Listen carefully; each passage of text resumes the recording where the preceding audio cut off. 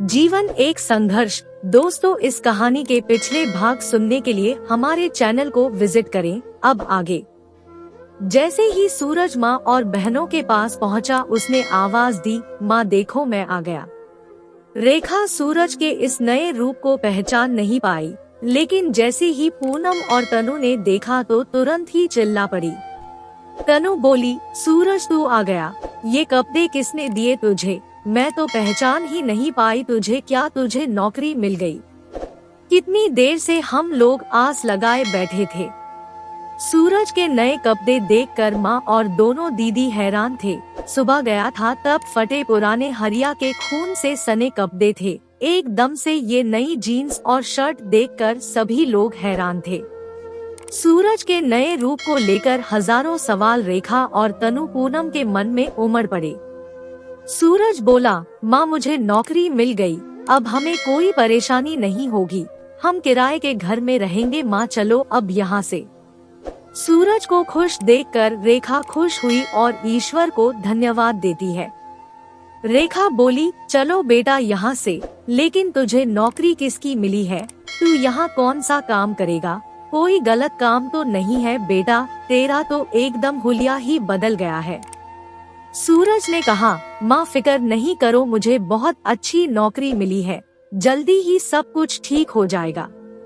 पूनम बोली, सूरज अभी हम जा कहाँ रहे हैं? कोई घर मिल गया है क्या किराए पर? सूरज ने कहा, दीदी घर तो नहीं मिला है किराए का, 1-2 दिन किसी होटल या लॉज में कमरा किराए पर ले लेंगे, तब तक मैं किसी किराए के घर की व्यवस्था कर लूँगा। तनु बोली, लेकिन भैया होटल में तो बहुत महंगा रूम मिलेगा किराए पर, इतने पैसे कहाँ है हम पर? सूरज ने जवाब दिया, दीदी पैसे की चिंता नहीं, जहाँ नौकरी मिली है वहाँ से मुझे नगद रुपए मिल गए हैं। तीनों यह बात सुनकर बहुत खुश हो गए। तीनों लोग जैसे ही मंदिर के बाहर निकले, ड्राइवर गाड़ी सूरज के सामने लगा देता है। सूरज बोला, माँ दीदी गाड़ी में बैठ जाओ, ये गाड़ी मेरे मालिक की है। पूनम और तनु तो इतनी महंगी और खूबसूरत गाड़ी देखकर खुश हो जाती है और मन ही मन अपने भाई पर गर्व महसूस करती है। यही हाल रेखा का भी था। तभी ड्राइवर गाड़ी से निकलकर सूरज के पास आता है। ड्राइवर बोला, मालिक बैठिए गाड़ी में। ड्राइवर जैसे ही सूरज को मालिक बोलता है, तनु सुन लेती है। रेखा और पूनम दूसरी तरफ होते हैं, इसलिए वो नहीं सुन पाते हैं। तनु हैरान थी कि इतनी बड़ी और महंगी गाड़ी चलाने वाला सूरज को मालिक बोल रहा था। तनु दिमाग से सोचने वाली लड़की थी, उसे कुछ शक सा होता है। तनु मन ही मन सोचती है कि सूरज कुछ झूठ बोल रहा है, कुछ ही घंटे में इतना बड़ा चमत्कार कैसे हो गया। सूरज सबको गाड़ी में बैठा देता है। सूरज बोला, ड्राइवर इधर आओ। सूरज ड्राइवर को बाहर बुलाकर उसे रहने के लिए किसी सस्ती लॉज या होटल के बारे में जानना चाहता था। ड्राइवर ने कहा, जी मालिक बोलिए। सूरज ने कहा, ये लोग मेरे दोस्त की माँ और बहनें हैं, मैं भी इनको अपनी माँ और बहन की तरह मानता हूँ। बहुत गरीब हैं ये लोग, इनके लिए एक किराए का घर चाहिए। तुम्हारी नजर में कोई घर हो तो बताओ, या कोई सस्ती लॉज या होटल में रहने का इंतजाम करवाओ। सूरज ने सच जानबूझकर नहीं बताया ताकि किसी को ना पता चले, वरना सूर्या के दुश्मन इन पर हमला कर सकते थे। और वास्तविक सच्चाई वो राधिका माँ और तान्या दीदी को भी नहीं बताना चाहता था। अभी वक्त आने पर पता चले तो ज्यादा ठीक रहेगा। ड्राइवर बोला, मालिक किराए का घर लेने की क्या जरूरत है? इस शहर में आपकी 5-5 कोठियां हैं, किसी एक में से इनको ठहरने के लिए दे दो, सबकी सब कोठी खाली पड़ी है। आप कहो तो मैं इनको शहर के बाहर फार्म हाउस वाली कोठी में रहने की व्यवस्था करवा देता हूँ। सूरज को यह सुनकर बड़ी खुशी हुई कि सूर्या की इस शहर में 5 कोठी और भी थी। सूरज ने कहा, चलो फिर फार्म हाउस वाली कोठी में ही चलो। सूरज और ड्राइवर तुरंत गाड़ी में बैठकर कोठी की तरफ चल देते हैं। रेखा और दोनों बहनें गाड़ी में बैठकर अपने आप को बहुत अचंभा महसूस कर रही थी। दोनों बहनें और माँ गाड़ी के शीशे से शहर की चकाचौंध देख रही थी। गाड़ी एक आलीशान कोठी के बाहर पहुंचती है। कोठी के बाहर बैठा चौकीदार सूरज को देखकर सैल्यूट मारता है और कोठी का दरवाजा खोल देता है। ड्राइवर कोठी के अंदर मुख्य दरवाजे पर गाड़ी रोकता है। सभी लोग गाड़ी से बाहर निकलते हैं तो सबकी आंखें फटी की फटी रह जाती है। बिना पलक झपकाए कोठी की रौनक और उसकी भव्यता देखकर सभी के होश उड़ जाते हैं। रेखा बोली, बेटा ये तो कहाँ ले आया, ये तो किसी बड़े आदमी की हवेली लगती है। पूनम और तनु तो कोठी के बाहर गार्डन और उसकी सुंदरता देख रही थी। ऐसा लग रहा था कि मानो कोई सपना देख रही हो। ड्राइवर सबको कोठी के अंदर लेकर जाता है। कोठी में कई कमरे थे और जरूरत की सारी सुविधाएं मौजूद थी। हर कमरे में डबल बेड और टेलीविजन लगा हुआ था। पूनम तो कोठी के हर स्थान को बड़े गौर से देख रही थी। सूरज ने कहा, पूनम दीदी आज से हम लोग यही रहेंगे। तनु बोली, भैया इतनी बड़ी हवेली में सिर्फ हम 4 लोग ही रहेंगे या और भी लोग हैं? सूरज बोला, दीदी सिर्फ हम लोग ही रहेंगे। हर कमरे में बाथरूम है, आप लोग नहा लीजिए जब तक मैं कुछ खाने की व्यवस्था करता हूँ। सूरज ड्राइवर के पास जाता है जो चौकीदार को समझा रहा था। सूरज बोला, यहाँ खाने की क्या व्यवस्था है? चौकीदार ने कहा, मालिक खाना बनाने वाली नौकरानी आती है सुबह शाम को, आप चिंता ना करें, किसी को कोई परेशानी नहीं आएगी। ड्राइवर साहब ने सब समझा दिया है मुझे। इस कोठी के बगल में नौकर और ड्राइवर सबके लिए अलग अलग रूम बने हुए थे। सुरक्षा की दृष्टि से वो कोठी बिल्कुल सुरक्षित थी, परिंदा भी पर नहीं मार सकता था। इधर पूनम और तनु ने एक कमरा अपने लिए सिलेक्ट कर लिया था और बेड पर लेटकर गद्दे का आनंद ले रही थी। रेखा ने भी अपने लिए एक रूम खोल लिया था। नीचे टोटल 4 रूम थे और ऊपर 4 ही रूम थे। हर कमरे में बाथरूम अटैच था। किचन में खाने के लिए हर प्रकार की सुविधा थी। रेखा तो नरम गद्दे पर लेटते ही सो गई, वहीं पूनम और तनु इस कोठी के सामान के बारे में बात कर रही थी। कोठी थी ही इतनी भव्य और आलीशान की जितनी तारीफ करो कम थी। सूरज अब अपने आप को हल्का महसूस कर रहा था।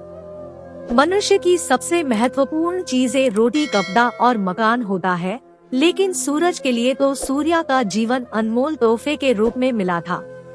जीवन के इस नए मोड़ पर सभी लोग उत्साहित तथा प्रसन्न थे। एक ही दिन में इतना बड़ा परिवर्तन, गांव से भागना और शहर की इस आलीशान जिंदगी को लेकर सभी लोग इस समय का भरपूर आनंद उठा रहे थे। वे लोग नया घर और घर के अंदर सभी प्रकार की सुविधाओं के बारे में अपने अपने तरीके से उसका मूल्यांकन और विशेषता का अध्ययन कर रहे थे। गांव में 2-3 लोगों के पास ही मोटर गाड़ी और टेलीविजन है और जिनके पास है वह व्यक्ति अपने आप को सबसे अमीर समझता है। आज सूरज के इस नए घर में वो सारी सुविधाएं देखकर सभी लोग बड़े ही खुश थे। सूरज अपनी बहनों को खुश देख आज बहुत खुश था। मन ही मन ईश्वर से प्रार्थना कर रहा था कि मेरी दोनों दीदी और माँ ऐसे ही अब खुश रहें। जीवन भर लोगों की दलीलें और गालियाँ सुनी हैं। आज के बाद सभी परेशानी उनसे दूर रहे और जीवन की सभी खुशियाँ उन्हें मिले। सूरज पूनम और रेखा के कमरे में जाता है तो उसने देखा कि दोनों बहनें नए घर की भव्यता का वर्णन कर रही थी। सूरज को देखते ही दोनों बहनें बेड पर बैठ गईं। पूनम बोली, सूरज आजा यहाँ बैठ, तुझसे कुछ पूछना है। सूरज ने कहा, बोलो दीदी। पूनम बोली, सूरज हम यहाँ कितने दिन तक रह सकते हैं? सूरज ने कहा, जब तक मैं घर की व्यवस्था नहीं कर लेता तब तक हम यहीं रहेंगे। तनु ने पूछा, इस घर का किराया कितना होगा? सूरज ने कहा, दीदी हमारे लिए फ्री है, आप परेशान मत होइए, आराम से रहिए और सभी चीजों को इस्तेमाल कर सकती हो। पूनम बोली, सूरज तू काम क्या करेगा ये तो बता, क्या हम सबको भी काम करना है यहाँ पर? सूरज ने कहा, नहीं दीदी, सिर्फ मुझे ही काम करना है, आप लोग यहाँ सुकून से रहिए, मैं आपके पास आता जाता रहूँगा। तनु ने पूछा, सूरज तू रोज यही आया करेगा? हम लोग अकेले तीनों लोग कैसे रहेंगे? सूरज बोला, दीदी यहाँ चौकीदार और नौकरानी भी रहेगी, आप लोग अकेले कहाँ हो? पूनम बोली, बाकी सब तो ठीक हो गया, बस पहनने के लिए हमारे पास कपड़े नहीं हैं, फटे पुराने कपड़े ही हैं। तू अगले महीने की तनख्वाह में से तीनों के लिए कपड़े बनवा देना। बड़ी मासूमियत से दीदी ने बोला तो मुझे भी एकदम से याद आया कि मेरे पास तो 1 लाख से ज्यादा रुपए हैं जो सूर्या की अलमारी से निकाले हैं। इन्हीं पैसों से सबके लिए 2 जोड़ी कपड़े और जरूरत का सामान दिलवा देता हूँ। सूरज ने कहा, दीदी आप मेरे साथ अभी मार्केट चलो, आपके लिए कपड़े खरीद कर लाते हैं। मेरे पास कुछ पैसे हैं, हम तीनों लोग गाड़ी से चलते हैं। पूनम बोली, ओह मेरे भाई तू सच में बहुत अच्छा है, कितना ख्याल रखता है हम सबका, हमारे लिए कितनी परेशानी सहता है। इतनी सुविधाओं के लिए तुझे अकेले को ही मेहनत करनी है। अपने मालिक से कहकर मेरी भी नौकरी लगवा दे, थोड़ा बोझ हल्का हो जाएगा तेरा। सूरज ने कहा, दीदी ये तुम्हारा भाई जब तक है तब तक आपको कोई परेशानी नहीं आने देगा। इस घर की खुशियों के लिए मैं अपने जीवन का बलिदान देने को तैयार हूँ। पूनम बोली, नहीं भाई ऐसा मत बोल, तेरे लिए कभी मेरी जान की जरूरत पड़ी तो हंसते हंसते दे दूंगी, लेकिन तुझे इस घर के लिए अकेले बलिदान की भेंट नहीं चढ़ने दूंगी। पूनम की आंखें नम हो गई थी, तनु भी सूरज के गले लगकर रोने लगी थी। दोनों बहनों का अपने प्रति प्यार देखकर उसके आंसू छलकने लगे। कई वर्षों के बाद उसने अपनी बहनों के पास बैठकर बातें की थी। गांव में तो पूरे दिन लकड़ी काट कर थका हारा सो जाता था, कभी बहनों से बात करने का समय ही नहीं मिला। तीनों बहन भाई आपस में गले लग जाते हैं। सूरज को बहुत सुकून मिलता है। आज अपनी बहनों से बात करके तीनों भाई बहन सुबक रहे थे, तभी गेट पर माँ की रोने की आहट सुनाई दी। रेखा भी बहुत देर से गेट पर खड़ी तीनों बच्चों को एक साथ रोते हुए खुद के आंसू रोक नहीं पाई। सूरज रेखा के पास जाता है और माँ की आंखों से आंसू पोंछता है। रेखा सूरज को गले लगा लेती है और चूमने लगती है। रेखा ने कई सालों बाद आज सूरज को गले लगाया था। 2 वक्त की रोटी के लिए जीवन भर काम की व्यस्तता के कारण वो कभी अपने बच्चों को प्यार ही नहीं कर पाई। सूरज भी आज पहली बार माँ की ममता को महसूस कर रहा था। दोनों दीदी भी आकर माँ और भाई के गले लगकर रोने लगती हैं। रेखा और तीनों भाई बहन के लिए आज ये सबसे ज्यादा खुशी का पल था। सूरज बोला, बस माँ, अब आज के बाद दुखों के दिन कट चुके हैं, अब हम लोग खुशी से रहेंगे एक साथ। रेखा बोली, हाँ बेटा, हम सब लोग खुशी से रहेंगे। पुरानी असहनीय बातों को भुलाकर गांव की सभी बातों को भुलाना होगा।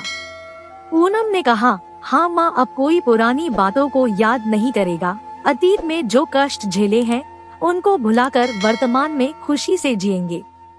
सूरज अपनी माँ और बहनों से वादा करता है कि आज के बाद कोई दुखी नहीं होगा। पुरानी बातों को याद कर नई जिंदगी को बेहतर बनाने के लिए वो दिन रात मेहनत करेगा। सूरज ने कहा, दीदी अब मार्केट चलो, कपड़े लेकर आते हैं सबके लिए।